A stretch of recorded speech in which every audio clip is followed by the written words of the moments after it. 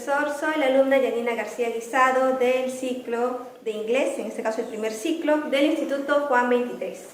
En esta oportunidad vamos a hablar sobre qué es lo que aprendí en este primer ciclo, que vendría a ser, pues comenzamos la clase hablando del FIT, que vendría a ser la formación inicial de docente. Después hablamos de los diferentes tipos de enfoques. Tenemos el enfoque de derecho, el enfoque de inclusión y también el enfoque de intercultura. En este caso, el enfoque de intercultura nos da más a pensar sobre cómo vamos a respetar nosotros los diferentes tipos de culturas que vamos a ver en nuestro paso de docente, ¿verdad? Cómo nos vamos a formar y cómo debemos de respetarlos también. Después hablamos de los pilares de la amistad. ¿Qué tan importante tiene que ser este tipo de pilar o los tipos de valores que vas a poder fomentar con la amistad para que sea muy duradera? Por ejemplo, tienes que tener la confianza con esa persona, con tu amistad. Después tienes que tener una buena responsabilidad con ella. ¿Por qué? Porque ella quizás te va a decir muchos tipos de secretos y tú tienes que saber cómo vas a manejar eso. Ella va a tener mucha confianza y va a ver también la lealtad que le vas a tener tú a ella, ¿verdad? Y después podemos ver el respeto mutuo que se tiene que tener entre todos. ¿Por qué? Porque si tú no tienes respeto por esa persona, vas a empezar a perder credibilidad también con ella. Después hablamos de lo que es la comunicación. Hay dos tipos de comunicación. Tenemos la comunicación horizontal y vertical. En lo que es la comunicación horizontal, nos habla de que no se respeta una jerarquía y de vertical sí se respeta la jerarquía. Hablamos también de los tipos o habilidades comunicativas, que vendría a ser el habla, la escucha y la lectura en este caso, para poder tener unas buenas habilidades, ¿no? Cómo te vas a expresar asertivamente hacia otros tipos de personas. Hablamos del tilde y el acento. El tilde vendría a ser, pues en este caso, más que nada con el acento, que vendría a partirse en 4. El acento tenemos el acento prosódico, ortográfico, diacrítico y enfático. Si hablamos del acento prosódico, vendría a ser un acento que sí está en la palabra, en la sílaba, pero no se puede ver. Sabemos que sí tiene el acento o la tilde, pero no se ve. En lo que es el acento ortográfico, sí se ve la tilde y sabemos cuáles son las palabras. Están divididas también en 4, lo que son las graves, agudas, esdrújulas y sobreesdrújulas.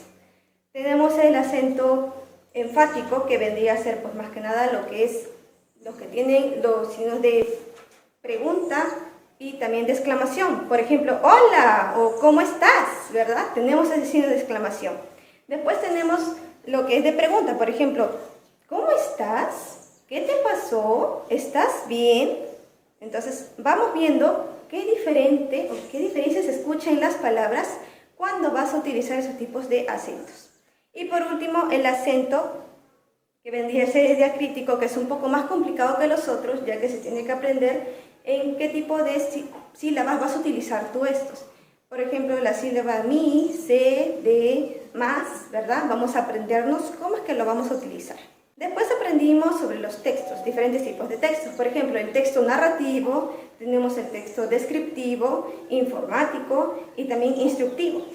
¿Cómo nos va a ayudar el tipo de texto instructivo? Por ejemplo, si queremos seguir una receta, tenemos que tener un texto instructivo. Nos va a enseñar paso a paso qué es lo que debemos hacer, qué es lo que vamos a necesitar y cómo lo vamos a hacer. Eso es un texto descriptivo, en este caso, un texto que nos va a ayudar mucho en cómo queremos hacer las cosas. Después tenemos las técnicas de estudio. Se habló de esto en casi la penúltima clase. Nos mencionaron cómo debemos de hacer con estas técnicas para que nos puedan ayudar a poder retener información, a cómo vamos a gestionar el tipo de información que estamos aprendiendo. ¿Cómo? Podemos hacerlo a través de resúmenes. ¿Cómo son los resúmenes? Hacemos un resumen, en este caso con nuestras propias palabras, para que se pueda entender mejor con las otras tipos de resúmenes que vamos a ver, ¿verdad?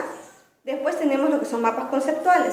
Hacemos un cuadrito pequeño en donde que vamos viendo la idea principal, las otras ideas secundarias y vamos a hacer pequeños conceptos. ¿Para qué? Para que se pueda ayudar mejor a comprenderlo, pero solamente con palabras claves.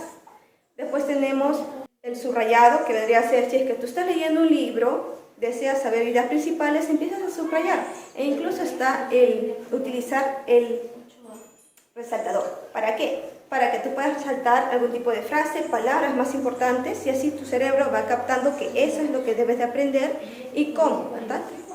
cuál vendría a ser el resumen de eso o qué palabras son importantes, y así poco a poco se va alimentando de más tipo de información que tengas de un libro o de algún tipo de texto. Aprendimos también del lenguaje llano. ¿En cómo vendría a ser el lenguaje llano? Pues vendría a ser un lenguaje que es muy fluido, muy sencillo. ¿Para qué? Para que todas las personas puedan comunicarse y puedan comprender más que nada lo que quieres decir rápidamente, sin necesidad de utilizar palabras técnicas o profesionales que otras personas quizás no lo comprendan.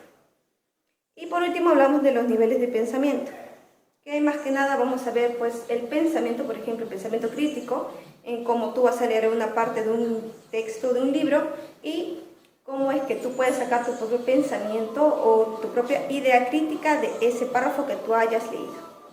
¿Qué fue lo más difícil para mí que aprendí en este tipo de ciclo? En este ciclo lo más difícil para mí fue los acentos y tildes. Realmente me fue un poco complicado recordar porque eso ya me lo habían enseñado en secundaria y volverlo a estudiar aquí me era un poco difícil. Pero con práctica sé que puedo lograr manejarlo completamente y eso es lo que decía. Para mi siguiente ciclo lo que espero es que pueda aprender mucho más en cómo poder leer, cómo es que me pueda quedar más información más detallada utilizando las técnicas de estudio, por ejemplo, y sin necesidad de poder estar leyendo o hacer exposiciones, por ejemplo, leyendo, y cómo puedo desenvolverme mejor en un salón. Muchas gracias.